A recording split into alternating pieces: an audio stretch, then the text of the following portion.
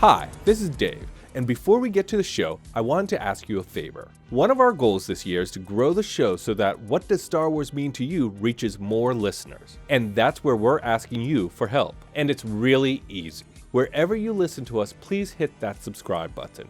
If you're liking the show, give us a 5-star rating and review on the platform you listen to us. We make a lot of fun of the algorithm and the smash that button thing, but it really does help us get noticed by new fans. And if you want to join in on the conversation, find us on social at Star Wars Mean to You. That's Star Wars Mean, the number 2 in the letter U. Now, let's chat some Star Wars. It's sort of more about what I became after that, because Star Wars changed everything. Not just my life, but it changed everything.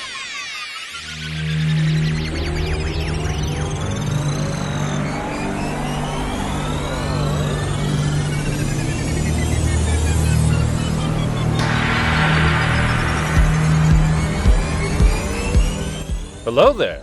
This is Dave, and you're listening to What Does Star Wars Mean to You, the show where we talk to all kinds of fans of Star Wars. From industry insiders to indie artists, from mega collectors to obsessive mythologists, to find out how Star Wars impacted their life. Here's the thing, there's a lot of ways to look at Star Wars, and it's all from a certain point of view, and that point of view is yours. Now, I've always loved hearing people's passionate points of view on Star Wars because, for me, it reveals new ways of looking at the franchise. Also, let's just face it, it's fun to talk Star Wars. Before we get started, just a quick note that this was the first demo for What Does Star Wars Mean to You. My friend Matt was kind enough to sit down with me and have me interview him as I worked at figuring out just what this show is. So everything is a bit of a work in progress, but that's part of the fun, now that we're 25 episodes in, to see how it all started. So let's chat some Star Wars. Yeah. My guest today has my dream job. He owns and operates one of the biggest comic book and collectible stores in Los Angeles called Blast from the Past. Located in Burbank, if it's from the past or the present, they probably have it or know where to get it. He's also a lifelong Star Wars fan. Let's give a warm hello there to Larry Ross. How's it going? Thanks for having me. Thanks for joining me, Larry. Tell me, are you ready to tell the world what does Star Wars mean to you? Ask me your questions, Bridgekeeper. I'm not afraid. What is your favorite color? That would be green. Yellow. No,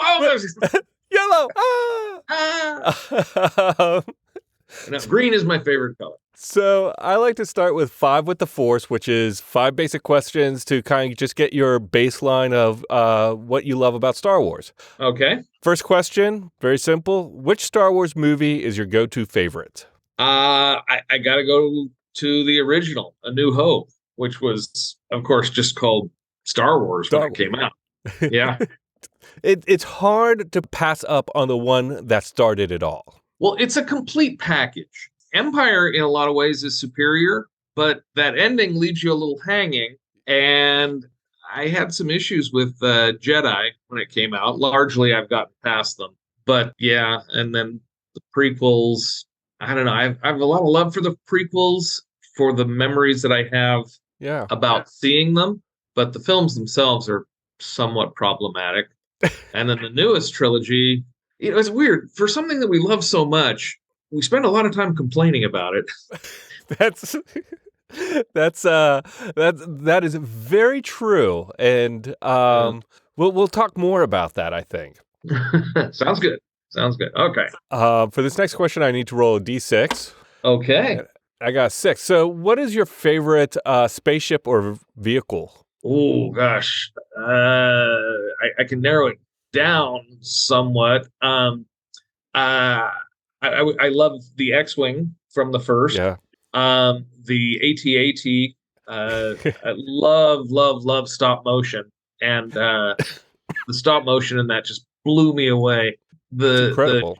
It's so well done. The shuttle Tidarium. Yes. Beautiful ship. You're picking some of all my favorites. I mean, yeah, I'm gonna go with the AT-AT if I have to narrow it down to one. I'll go with the AT-AT. What is your favorite line to quote? Okay. I remember coming across a top 10 Star Wars lines that if you take them wrong, they're dirty. Yeah. Get in there, you big hairy oaf. I don't care what you smell. Was my favorite of those. But the one to live by is try not. Do or do not. There is no try. Yes. I love you. I know. Yeah. Yeah. Try not would go with the best. The other one is I don't believe it. Yeah, that is why you fail. Yes. Yes. I like to throw that one out. I'd say that under my breath a lot when people just say I don't believe it. Out in the world. They'll say that and I'll go, that is why you yelled. I don't know if that's leading into your next question, but far and away my favorite character is Yoda. Yeah. In a way, it does lead into my next question, which is, can you do any Star Wars impressions or impersonations? Oh, gosh. Try I can. Succeed? Perhaps not so much. That's good. I like it. It's always, Yoda is just fun to do. Yeah. And then my last question for Five with the Force. Besides the movies, what is your favorite Star Wars content? This could be a TV show, a comic book, a toy, a novel, a game. Well, as a big Disney fan, I'm going to go with Star Tours. Oh, yes. Yeah. I couldn't tell you how many times I wrote it, but then when they updated it, I don't know how long ago, 10 years now? It's been a while. It has been a while. That was such a fantastic improvement. Star Tours. And it replaced a favorite ride of mine, which was the Journey into Inner Space or Journey Through Inner Space. You probably don't remember that one. You're No, I don't think. I think Star Tours was at Disneyland when I got to LA. Okay. Yeah, it opened in 86, I believe. Or very close to that anyway. Anyway, Journey into Inner Space was this science fiction ride where you shrank down and got to enter a molecule and eventually into an atom itself, which was, as a kid, it was like that was my introduction to chemistry. It was a great ride, but Star Tours rather, is so much better. It definitely eased the blow of losing that ride. So yeah, and it's just so damn good. So damn good.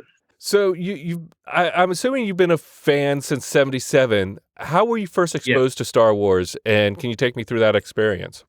Sure. I had some friends who had seen it, and I hadn't. My parents were definitely not science fiction or monster movie fans, and I was a big fan of both, and I think they were very concerned I was going to turn into the next Charles Manson. But anyway, I narrowly avoided being put in therapy over my loves.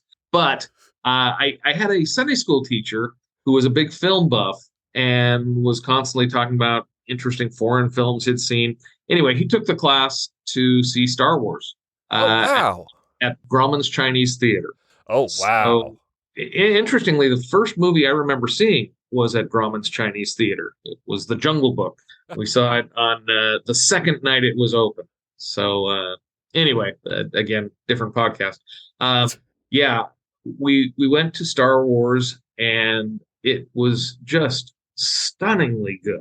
That opening crawl, the music, the spaceship coming overhead, which was amazing. And then you have that Star Destroyer that just dwarfed the Tantive 4. That's another ship I like a lot, is the Star Destroyer. Just how massive it was, and how, this Rebel blockade runner that's doing its best, going as fast as it can. And then we see this thing coming after it. And then there's that next shot where we realize that the Star Destroyer is just coasting. It's not even trying very hard to take this thing out. It's like, oh my gosh, talk about outmanned, outgunned. It was just, yes. And then that one of the greatest character introductions of all time with Darth Vader coming through that door and just, hands on his hips. It was just like, oh man, you don't have to go, gee, what's this guy's story? I wonder what's he about? We already know. When we meet him, we already know he's not here to read to the kids. Yes. So I think to get another introduction that good, you got to go to Jack Sparrow as he's coming into the dock. He's standing there up on the mast, and as Yes. he reaches the dock, we realize his ship is sinking. And although he looks great, he's full of shit. Yes. Yeah. In the best possible way, That's another great character introduction. Anyway.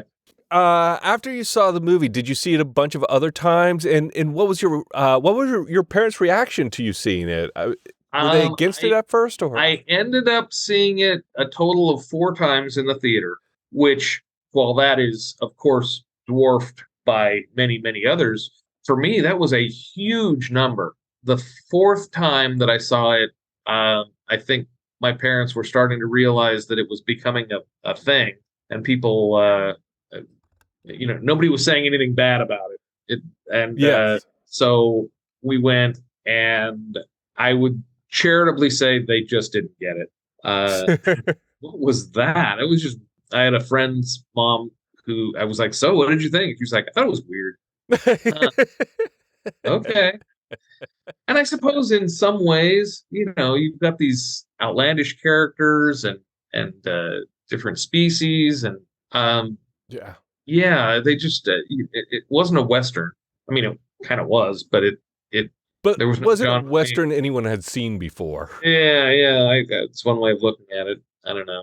I mean, it's everything. It's a car chase. It's action. It's a comedy. It's it kind of hits all the bases. But I think deep in its heart, it's a Western. Yes, or a fantasy. Yeah, fantasy Western. Maybe.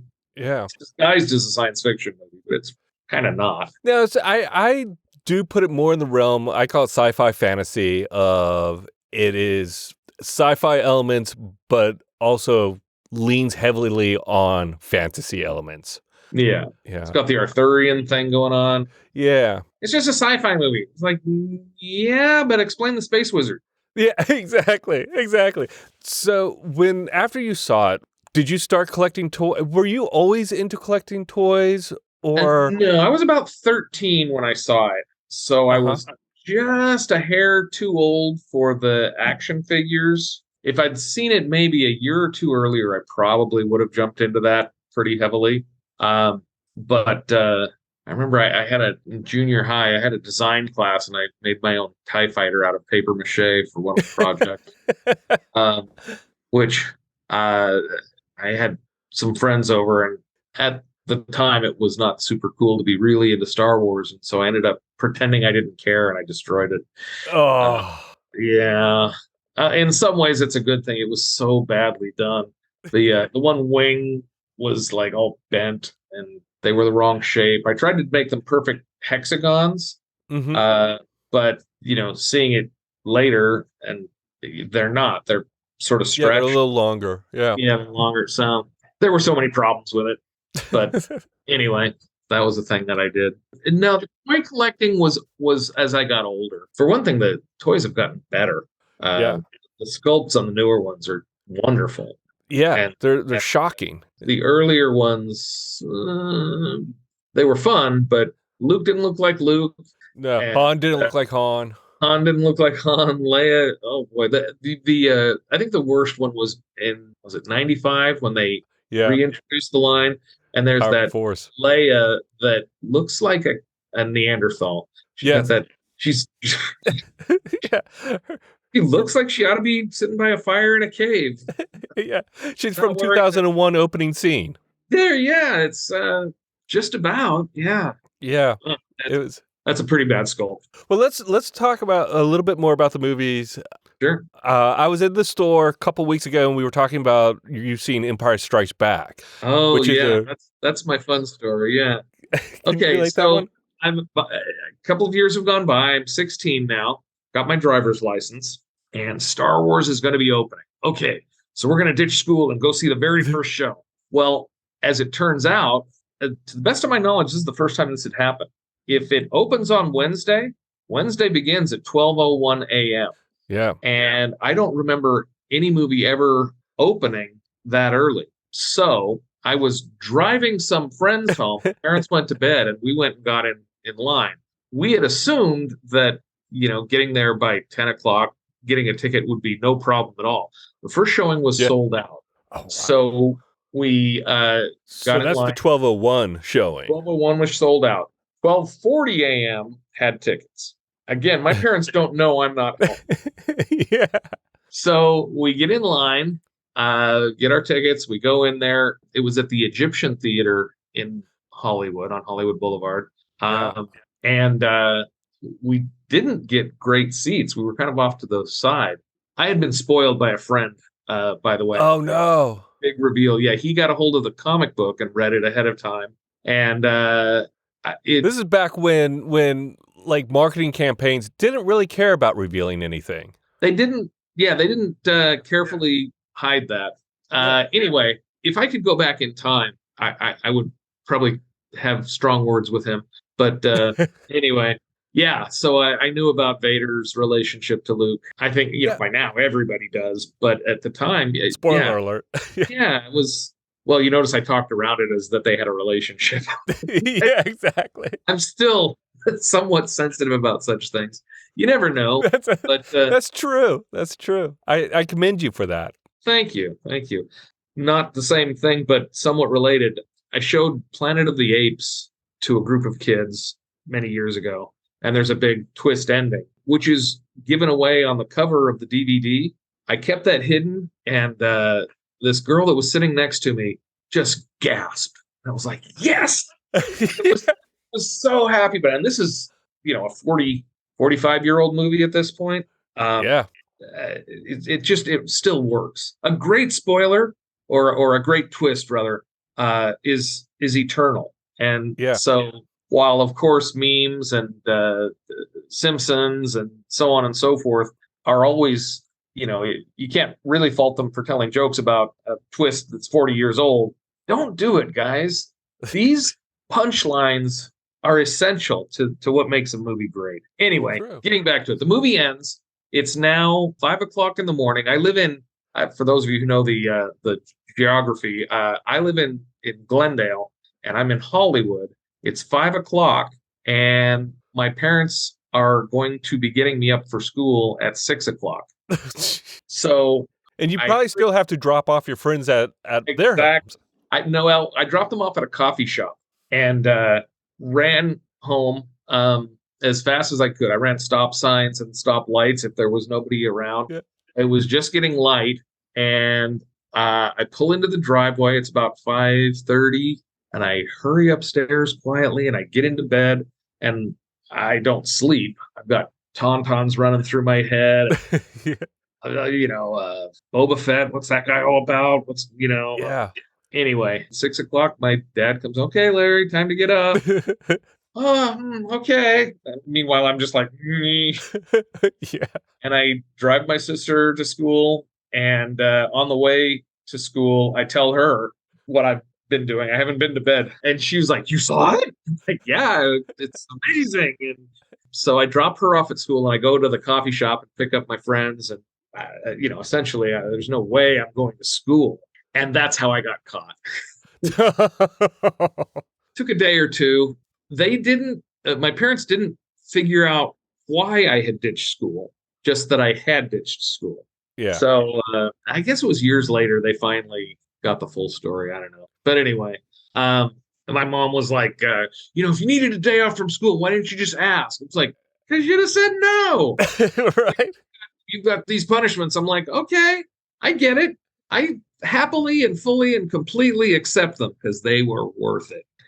Yeah, I believe it. You had mentioned that, like, when you had the TIE Fighter, Star Wars wasn't super cool. It wasn't. But when you went to see Empire, I'm assuming you went with a bunch of friends. Was it cooler when the movies were coming out than being a fan of the movies when they weren't out? Yeah, Star Wars really kind of changed everything because I was always a sci-fi and monster kid, which was very uncool. And so when Star Wars came out, everybody loved it, but there was still that stigma attached to being really into sci-fi. It's funny how being a sports nerd or being a strong fan of anything, sports somehow got a pass that sci-fi didn't. To me, I think it's just as odd to paint your face and take off your shirt at the game. I've seen videos of people crying over their team missing out on some big win, and I just find it so odd that anyone cares so deeply about a sports team where I'm the exact same guy, but Yeah. with Star Wars and Indiana Jones and Yeah. so many other films that I love so much. Planet of the Apes Planet and of the Apes was my first Star Wars. Yeah. yeah. That I'm old enough that when the toys came out from that, I was scooping those up. Oh wow. Now, you had said you had issues that you had come to terms with on Return of the Jedi. Yeah. Well, I mean, I don't want to talk negatively about this series, but I am kind of curious. Like, you're probably 19 at this point. Yeah. Yeah. Well, 13 for A New Hope. Perfect age. Empire, little darker. I'm 16, somewhat more mature, more able to handle that additional darkness. Perfect age. 19, the series kind of takes a U-turn and gets real cute. Ewoks, and various other things along those lines. And not so perfect in age. I'm 19. I'm more mature, more able to handle. So I think that there were a lot of things that were set up and promised that didn't really get fully explored. For example, there's pretty clearly a love triangle going on with Han, Luke, and Leia. Both men are interested in her. While she seems to be heading a little more towards Han, Luke is just off screen for that portion of the story. So I'm really looking to see how these two guys who are clearly very good friends are going to resolve that. And they just go, oh, never mind, she's your sister. Like, well, okay.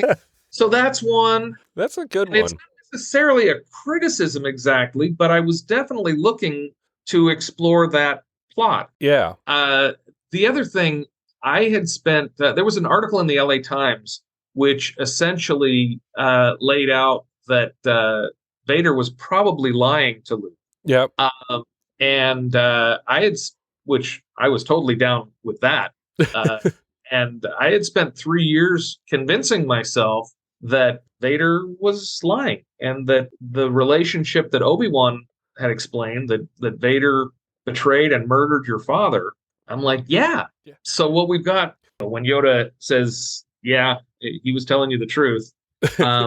What we've got is that the good guys lie to you, but the bad guys tell you the truth, which I think thematically it doesn't fit with what George was really trying to, the story he was trying to tell. Yeah. Boba Fett is set up as this really mysterious, interesting character, and the story that we get, oh no, he just falls into the Sarlacc pit. That's the end of him. Yeah. So there's no exploration of that character. So there was a lot of things that had me just scratching my head and going, but I walked out of the theater. In fact, I saw it twice the first week it opened, and then I did not see it again for 15 years. Oh wow! I just was like, that movie. You tend to see that, new things that come out based on old things. I remember there was a T-shirt when Transformers the movie came out that the director had raped my childhood, which is like, well, no. By the time I started watching it again, I was able to appreciate things. It's got the best special effects of all three. Yeah. I'm really impressed and pleased that you didn't even mention the Ewoks. Because you can go there too. I mean, that's the cute thing. Yeah. To me, my feeling has always been that, Wookiee, Ewok, the words are so similar. Yeah. Pretty clear that the Wookiees or the Ewoks were originally Wookiees. Yeah. And I believe George Lucas explained it that, I couldn't have. Originally, it was going to be this primitive society of Wookiees were going to take on the Empire, which I think would have worked great. I think, a Wookiee could realistically take out stormtroopers. Yes. I can envision one of those scenes where, Chewbacca grabs a stormtrooper by the arms and Yes. starts to, and then we cut away to somebody going, right? I just, because Wookiees will pull your arm out of their socket if they lose, right? So Yeah. they do that. I just thought it would have been so cool to see that. But George felt that because Chewbacca was shown as a technologically savvy, he's the Yes. co-pilot, and so he didn't feel like having a primitive Wookiee society would really make sense, which I don't buy into that, because as human beings, we have technological societies at the same time on the same planet with very primitive societies. And just because a guy is in a primitive society is no reason you couldn't take him out, make him a co-pilot, teach him to fly a plane or a falcon. So the idea that, well, like the Wookiees couldn't be the ones fighting the Empire because they're primitive. It's like, or they're not primitive. Anyway, you get what I'm trying to say there. Yeah. And we end up with the teddy bears, which I don't know. I have a friend whose big thing is, the Wookiee or the Ewoks weren't all that cute. They were going to eat Han. Yes, exactly. Like, yeah, I guess they probably. I mean, they were getting ready to roast him on a spit. They were. They were going to eat Han. I just can't imagine, like, if they'd taken that to the next level and, like, you see them, with Han steaks. Yeah. It's just like, what? That wouldn't have worked well either. But anyway, so I had some issues with it, and I've made my peace. The issues you brought up are things I've probably thought of in my life, but I kind of glazed over because of just basic fanhood or... Sure. And probably the age that you saw it. Yes. Yeah, again, I was 19, right at that age where we're really questioning everything. And I think, things that I wouldn't worry about so much today, at that point, I did. So yeah, it's let's see, I was probably like 12 or 13 when I saw Jedi. Perfect age, exactly. What I find really funny is how this is my secret complaint of the sequel trilogy. And it's not super secret, but I feel like episode 2, The Last Jedi, doesn't talk to the third one in the trilogy, Rise of Skywalker, because I feel like a lot of the storylines they set up are ignored. And you just went through and listed very valid points of how Jedi kind of ignores story points that are set up in Empire, which I think it's great to hear that, because it helps me kind of let go of that a little bit, because I do think we really put the OT on a pedestal and then try to tear down everything else as OT fans. And it's just one of those, it's part of the waters I'm trying to navigate as a fan of the movies and wanting to love the movies as opposed to tear them apart. Right. I think it's in some ways similar to politics. People complain about the president, whichever side is in, people complain constantly. Why? Because we love America and we want our vision of America to be the one that is reality. Yeah. There was an episode of Family Guy where Stewie and Brian get locked in a bank vault. Oh, yes. They start to get very deep, and I was at work and we were watching it. That's one of the cool things about my work. We can watch whatever the hell we want. And somebody pointed out, if that happened to us, we wouldn't, get really deep and bearing our souls and really breaking down barriers and coming closer together. 10 minutes in would be bitching about Star Wars. Yeah. That's fantastic. And again, why? Because we love it so much. Yeah.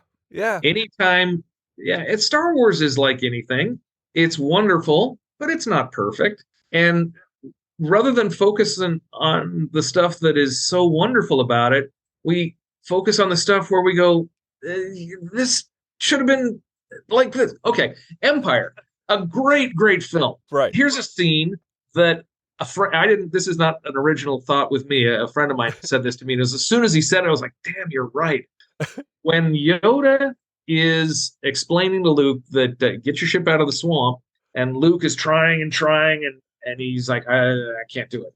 And Yoda just kind of sighs and does it for him, right? Yes. What he should have done is Yoda should have lifted the thing out of the swamp, turns to Luke. Luke says, I don't believe it. And Yoda says, that is why you fail. And then he puts it back and says, get to work. And then the scene where, hours have gone by. Luke is drenched in sweat. He finally got it out, and he expects to just be praised for his amazing accomplishment. And Yoda says, get some sleep. We're going to do this stuff again tomorrow. You got more people, right? That's what a teacher would do. A teacher doesn't ever come to her students or his students and do it for you. He teaches you how, and you do it yourself. So as perfect a film as Empire is, could be a little better. I don't want to get it locked in a bank vault with you. So long as we've got air and Star Wars, we can be there for quite a while. Yes. Now, one of the things I wanted to talk to you about is kind of collecting, definitely from the lens of Star Wars. But when did you start collecting Star Wars stuff? Yeah.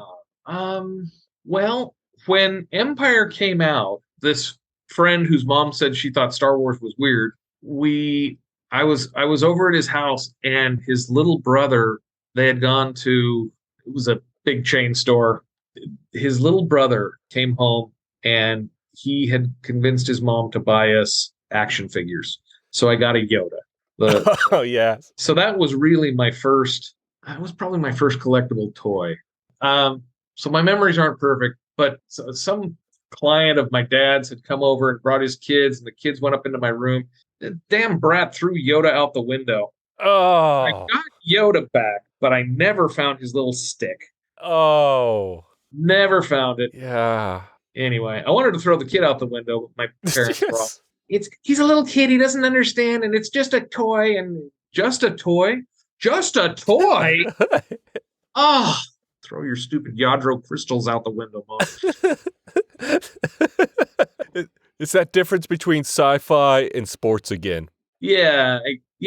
Well, it's a difference between what I love and what you love, and respecting if what you love is something I don't understand.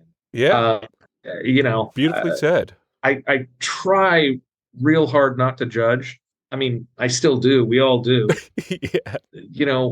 People have their own turn-ons. I do not at all understand guys that are really into feet. But I about the time I reach perfection is when I'm going to feel okay about judging you.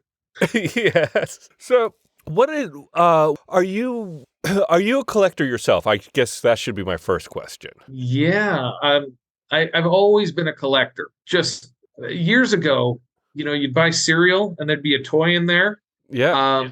One of the first words I could read were "free inside," and whether it was like they had like these aluminum coins, so you'd get one in each box. So it was always my goal to collect them all, and I could never collect them all because there were 6 in the set. Means you had to go through 6 boxes of cereal, no matter how much cereal you eat. And about the time you've opened your 3rd box, you're starting to get doubles, and you never do get that damn last one. Yes. With your friends, because nobody else is as goofy as you are saving these stupid little aluminum coins, or plastic dinosaur, or whatever it was. So yeah, that collector mentality, I've always had that strongly. And of course, there's things that you reach a point where you're no longer collecting that thing, but there's always something new that you're really into that is perfectly acceptable to collect. So you started kind of collecting in childhood with the cereal toys. Yeah, and I was a little too old for it when Star Wars came out, but eventually I became not too old. I think that's true. We go through a period where the stuff that we love, we decide we're too mature for it, and eventually we get over our maturity. And decide that what we love is what we love, and we're not going to pretend anymore that we don't love it. What do you think collecting provides to the collector? An excellent question. I would say that, different things to different people, but for me, it's about capturing a piece of this thing that I love and keeping it close to me.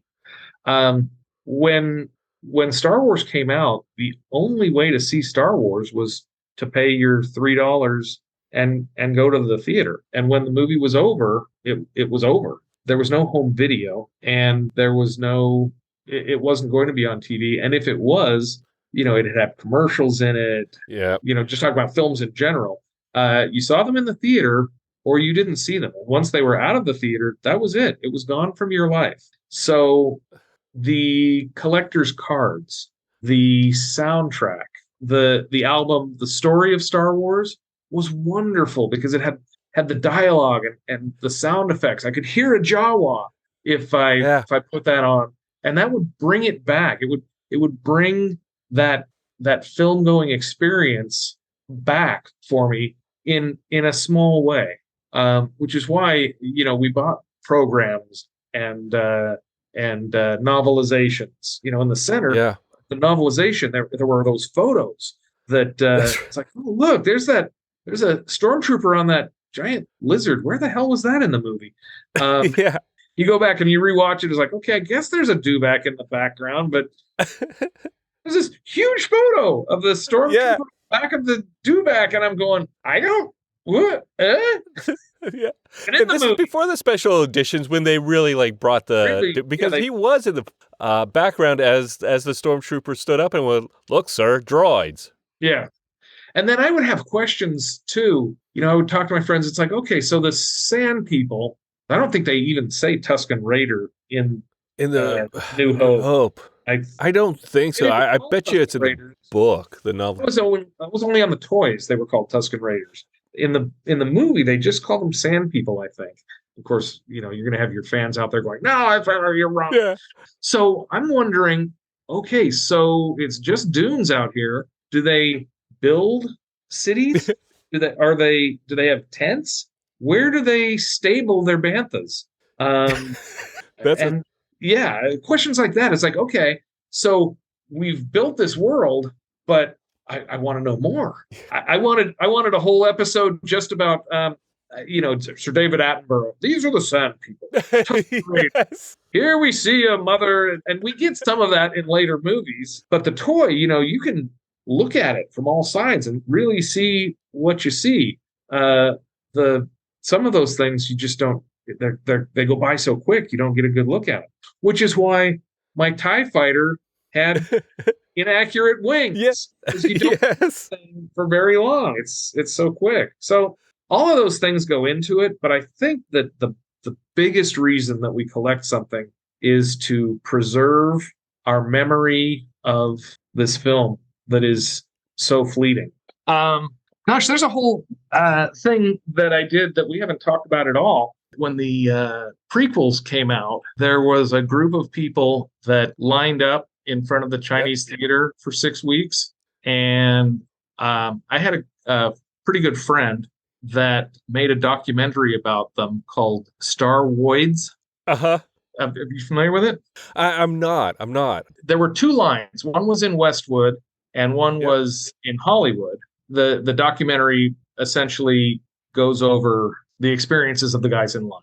Yeah. So I had heard that they were doing that, but it wasn't until the next film came along, Attack of the Clones, that I understood that they had a system. It wasn't like you had to just quit your job, life, wife, and park yourself there, which, I was a married man with responsibilities and kids. Yeah. Bye, kids. I'll see you in 6 weeks. I'm going to go.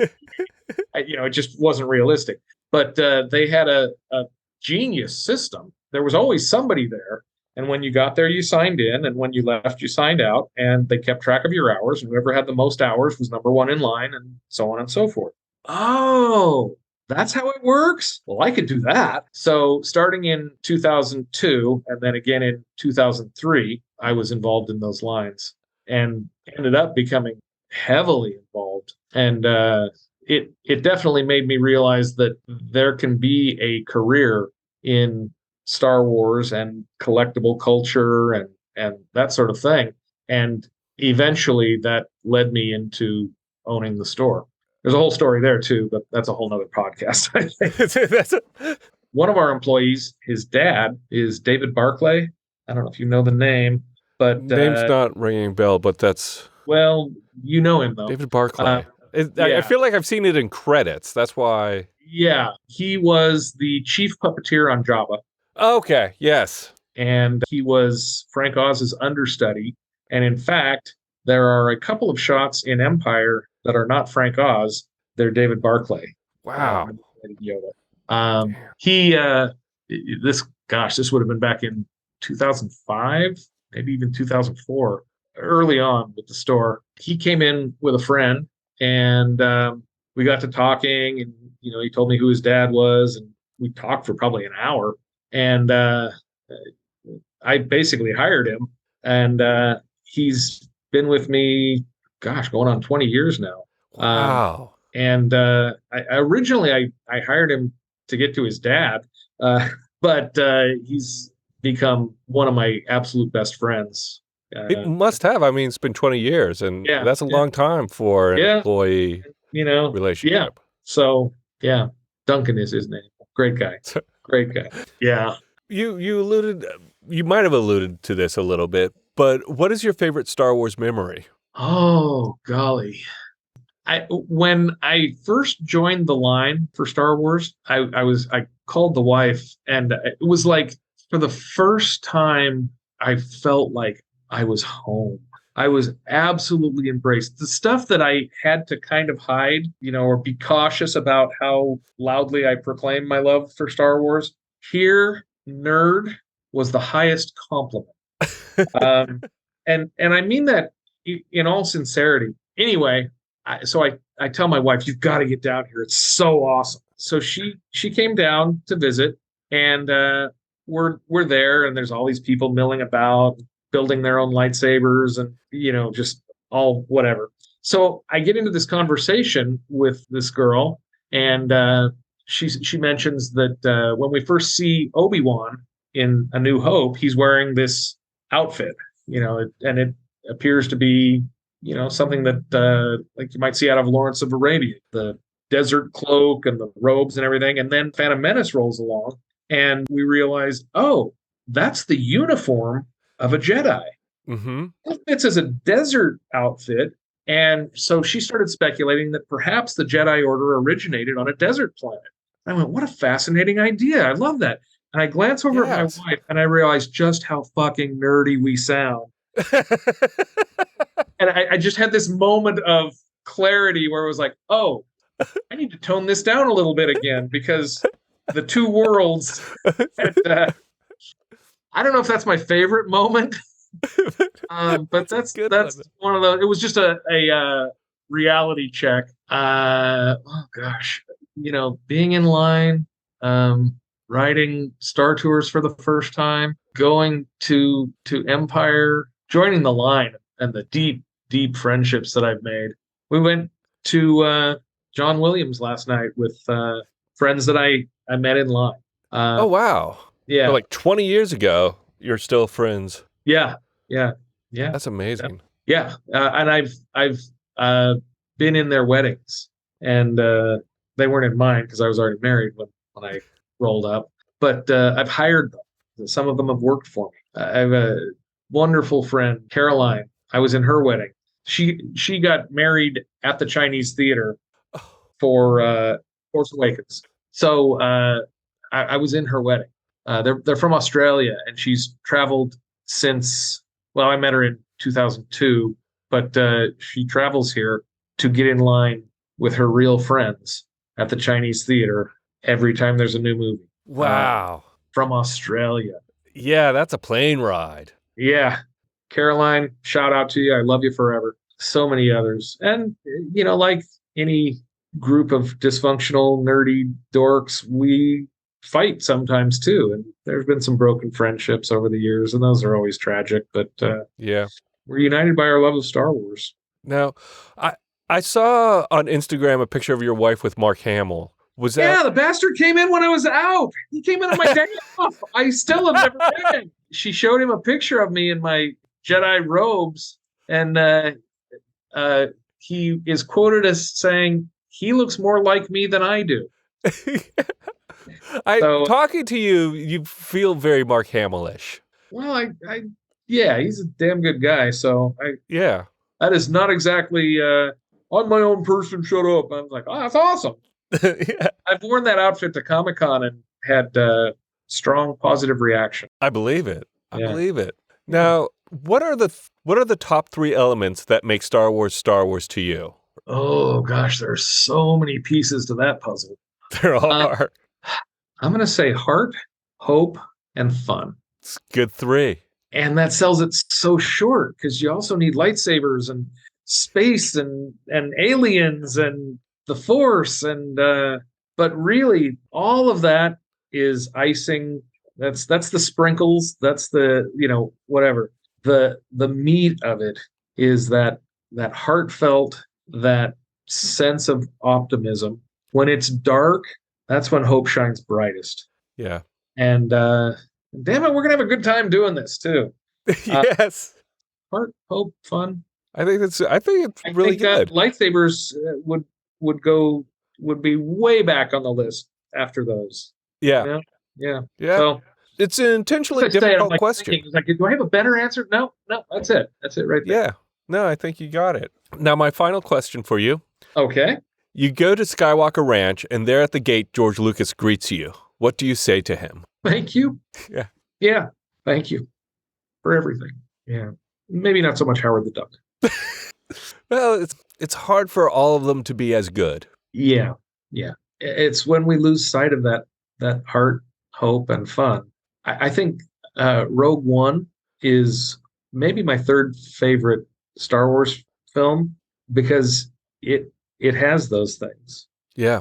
Maybe not quite as much fun. We're getting towards the end of it. My wife leans over to me. She's like, "Are all of these people going to die?" Yes. We're in episode 4, honey. Yeah. Nor were they in 5. So I'm pretty sure. Yeah, they're all. I feel like there must be some point in that movie where that realization dawns on the entire audience. Yeah. Well, I kind of knew going in, but we keep hoping. Well, maybe they one of these guys could have gone off into hiding. But I mean, if they truly care about not buckling under for the Empire, not giving in to the Nazis, not letting the Grail fall into the wrong hands, they wouldn't have been on the sidelines for episode 4, 5, and 6. Yes. Yeah. It's true. Yeah, it's like when Mon Mothma shows up in stuff now. It's like, where was she during Empire? Yeah. I mean, I get why she wouldn't be in New Hope, but where the heck was she? She couldn't have just been going along with it all. I mean, she may have been at another rendezvous point and off screen during that last shot. Yeah. I mean, sure, we could write a good story. Yes, exactly. It'd be very interesting to get her full. That's the thing. Every character you see has a rich backstory somewhere. Yes. That's that speculation I was doing on where do the Tusken Raiders keep their banthas. There's a rich backstory there somewhere. It's pretty amazing how Star Wars elicits that out of the audience, the want to create a backstory for the smallest of characters in the darkest of corners. Yeah, which is why you get stuff like Tales from the Cantina and Tales from Jabba's Palace. It's like, oh yeah, that critter that walked by in the corner. Well, here's his story. Yeah, exactly. I haven't read all of those, but I'm told that the IG-88 story is absolutely fantastic. So anyway, if you haven't read that one, kids, track it down. Well, Larry, where can people find you? They can find you at Blast from the Past, which is... Yep, I'm there. It's in Burbank, 3117 West Magnolia. It's a fantastic store. I just love going in. I mean, I'm the worst kind of customer because I'm like, I can't afford any of this right now. But I love just going in and looking at like the old Star Wars toys and packaging. You have a great Darth Vader. I don't know if it's a 12-back. I think it might be a 12 back, but it's a 12 back. Yeah, it's mint on card. yep. It's graded. I think it's got an 85 out of 100. So, it's not a perfect mint, but very few things on it. Yeah, and you don't have to save it for me, but every time I see it, I'm like, one day I'm coming for you, Darth Vader. Save your pennies. That's the other thing. The longest journey begins with a single step. Yeah. You get yourself a piggy bank, you drop your change in there, and hopefully inflation won't beat me to it. Well, yeah. Yeah. That's a pretty penny, but yeah. The stuff that we want, we save for. Yeah, it's true. Whether it's a ring for your best girl, new set of wheels, or or Vader mint on card. 40-year-old toy. Yes. So you were giving the number to Blast from the Past. Sorry. The store phone number, 818-557-7724. And you're on Twitter and Instagram at I knew this. Blast FPT. And FTP. Oh, FTP. Yes. From the past. Thank you. FPT would be something else. I don't know. Yeah, it would be an oil, I think. Okay. Yeah, I think that's what I'm thinking of. Right. Yeah, okay. Yeah. So, David, thank you so much. This has been an absolutely wonderful, fun experience. I feel like, although we haven't spent a lot of time together, that I have made a friend. Oh, thank you. You have, Larry. That's beautiful. I love it. And yeah, I really enjoyed our conversation. Your points of view on collecting and being in line and what it all means to you really comes through and felt genuine, and I appreciate that. Thank you, Larry. The Force will be with you. And with you.